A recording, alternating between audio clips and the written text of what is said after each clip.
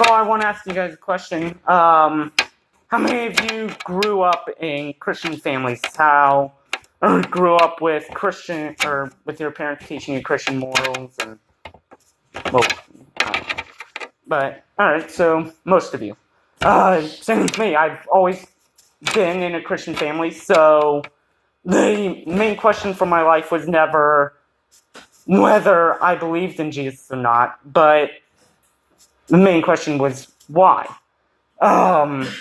There were plenty of experiences in my life that pointed me away from God. Mainly from the impact of being bullied a lot because of my disabilities, because of people not understanding who I am on the inside, but immediately judging me for who I am on the outside. So, as you can understand, that caused a lot of, I would say, kind of mental drama growing up. Just like Matthew Williams' song, I never felt like I was good enough to be part of God's kingdom because of what everybody had said to me.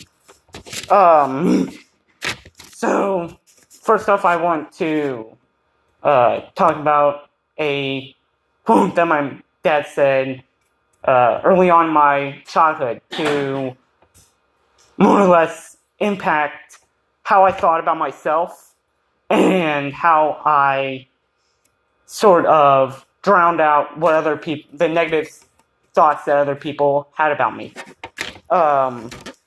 The quote that my dad said was, "Don't let your differences define you. Instead, let them inspire you." So, at first I didn't really know what to think about this, because I didn't really know how negative thoughts could turn around and inspire me to do something positive. But as I grew up, I found that there were a lot of ways that it could inspire me. For example, Levi, one of my best friends from South Carolina, one night he developed a severe case of Tourette's without even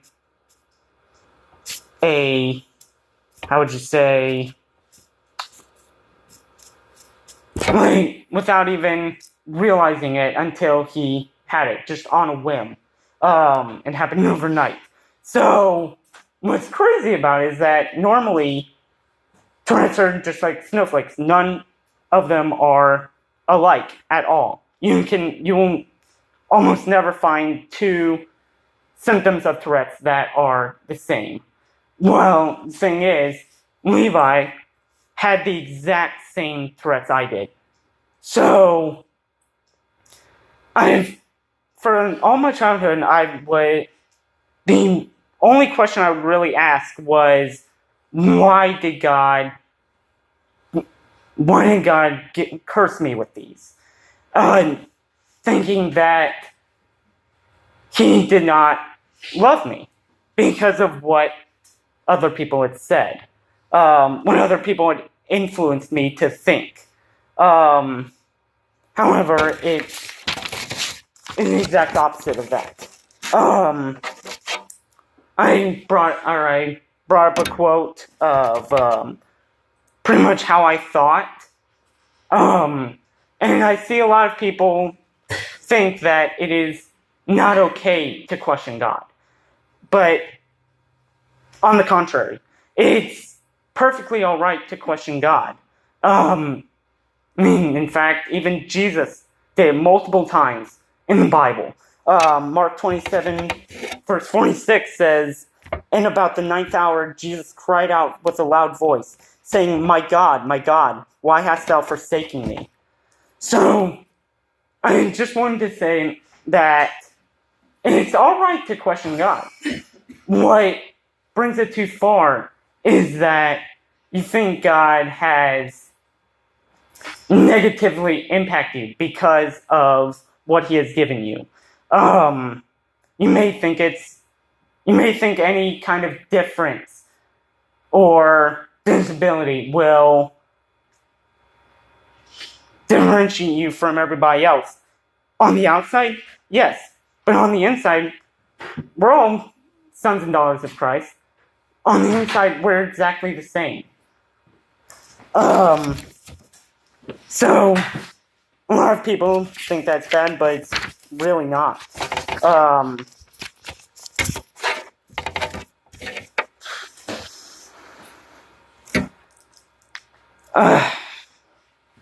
Alright.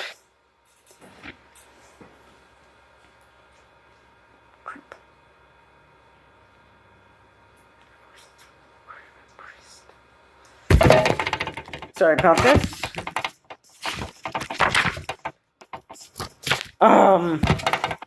Alright. So I just want to talk about my school life now. I already said I've been bullied a lot. And because of this, before bullying, I was a completely outrovert kind of kid. I was everybody's friend. I wasn't afraid to share my feelings. But bullying impacted me so much that I became a complete introvert. I was scared to share my feelings with anybody because I felt like they would hurt me in the same way that the kids who made fun of me did. So I never wanted to share my outward opinion to anyone. Didn't have many friends at that point.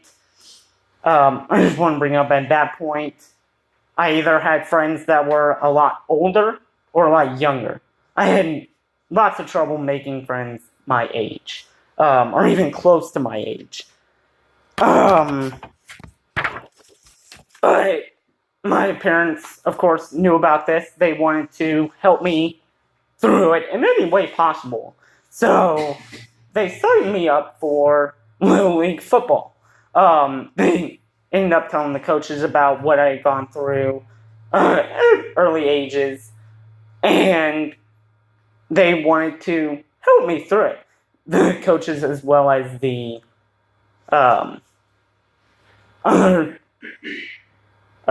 other players.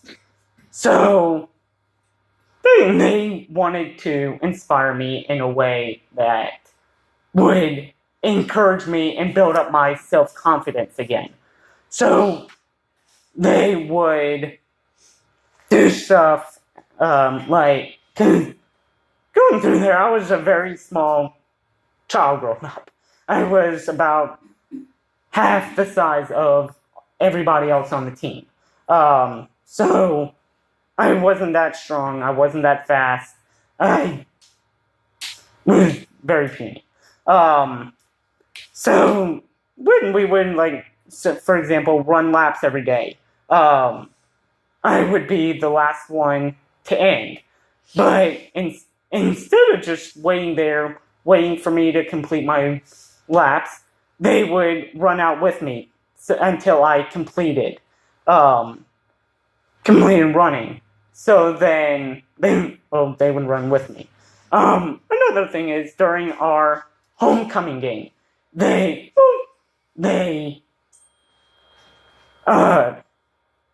my homecoming, they actually elected me homecoming king, and I cannot make this up, they legit made me my own trophy. The heart and soul of the team trophy. Just to make me feel like I was wanted and needed on the team. On any kind of team I was on. Because of, then in the same year, in 4th grade, I had one of my teachers, her name was Miss Wainick. She was very supportive of me, as well as, and she was basically my rock that year. She and my mother and father discussed my bullying issues in the past, um, she made it so that I would not get bullied or brought down to their level ever again. And she kept with her promise. And as soon as she saw the slightest glimpse of me or of other kids making fun of me at all, she would step in and immediately stop them. So she was a big influence. So that was personally a really big year for me. So with the football team, as well as my teachers and students that year, they all wanted to support me in any way possible because of what had happened in my past. So I can never forget them for that. Sometime, a few years afterward, or not a few years, a year afterward, in my 5th grade year, after I had learned that I wanted to change for the better, that I didn't want to be influenced negatively by the people around me, by the people who are making fun of my differences. I got baptized. Now, here's the thing with the baptisms at my church in South Carolina. So, if you want to get baptized, they call you in for an interview. They interview you and talk to you about why you want to be baptized, why you believe what you believe. And sadly, I could not find that video. It saved me a few minutes of talking, but either way, I got baptized that year, and thankfully I did end up changing for the better. I started just to block out the people around me, saying negative thoughts, saying negative things that would try and hurt me. So I was definitely a different person after baptism. God definitely changed me after that.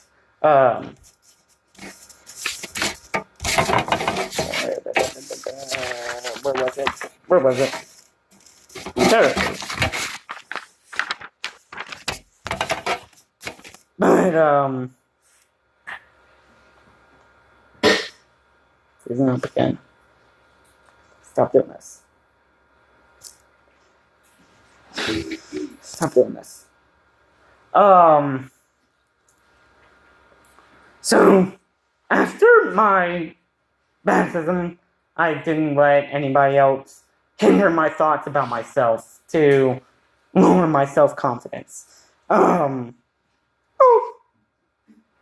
These verses in particular, helped me through all that, helped me learn through all of my struggles. That even though I'm different, I am still a child of God and will always be a child of God. I'm gonna skip ahead here a little bit. John 9, verse 2 through 5. His disciples asked him, "Rabbi, who sinned, this man or his parents, that he was born blind?" "Neither this man nor his parents sinned," said Jesus, "but this happened so that the works of God might be displayed in him. And as long as it is day, we must do the works of him who sent me. Night is coming, when no one can work. While I am in the world, I am the light of the world." So even though to others, I was cursed with these disabilities that I had, I was still being positive about the I was still being positive about what God had given me. What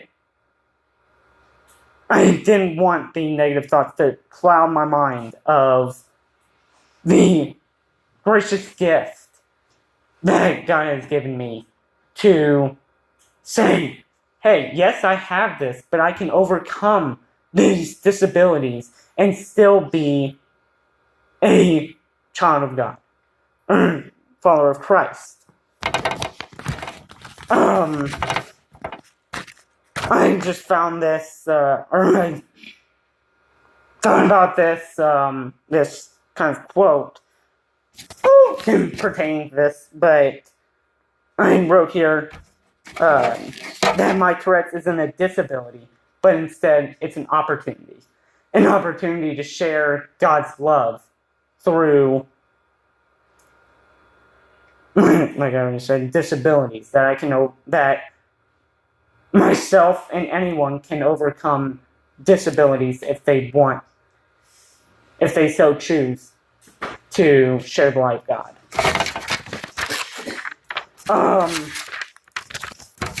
So the last few things I want to say is, like, even today, I struggle with Tourette's.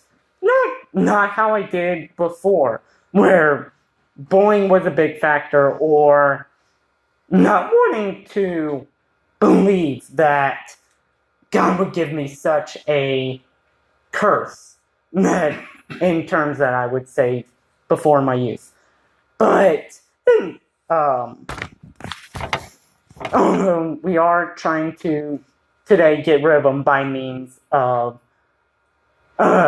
medical marijuana, natural herbs and supplements, trying to basically cleanse my mind from the world. I mean, I don't want to sound like a Buddhist who only eats plants specifically from the earth in order to become one with God. That's not what I'm saying at all. But in order to cleanse, basically, cleanse my body of earthly substance, then I don't know why I'm saying this. But other things that we found might help are acupuncture, meditation, even something as simple as eating a stalk of celery once a day. They actually help. I mean, it was just celery. In the past, I'd taken lots of medications for it, man-made medications. But that was when we thought to contradict this whole speech, we thought I had Tourette's, but it turns out I don't. And here's the thing. We actually found out by going to a neurologist that I have Lyme's disease, which mimics the symptoms of Tourette's and all these other disabilities I have. So we did find that interesting because none of the Tourette's medications in the past worked, and we wondered why. And apparently that's why. So, the last thing I do want to say is that I never had this coming to Jesus moment. Like some people have moments where they're drug addicts and they stop because they have this moment where Jesus tells them, what the heck are you doing? Get your life in track. So I've never had that big moment, or at least yet. But I did want to tell this story because there are a lot of people out there who don't have a story, or at least they think they don't have a story. But even if you don't think you do, I mean, I just told I just told a story about my life. That's it. And how it affects me, how my life story affects me with my walk with Christ. So, if anybody thinks about it, they have a life story. They just need to look past the thought that they need this big aha moment in order to have a Christ-driven story or a Christ-driven life. So that's pretty much all I want to say. So thanks for the opportunity you guys gave me to come up and tell my story and teach a little lesson with it.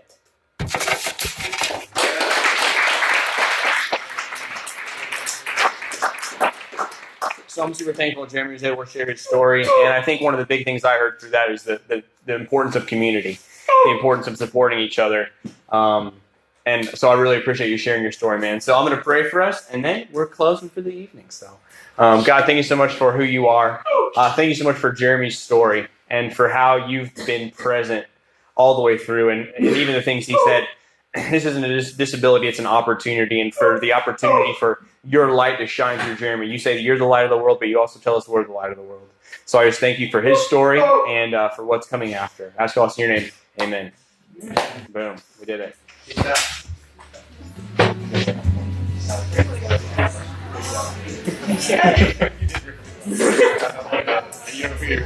Yes.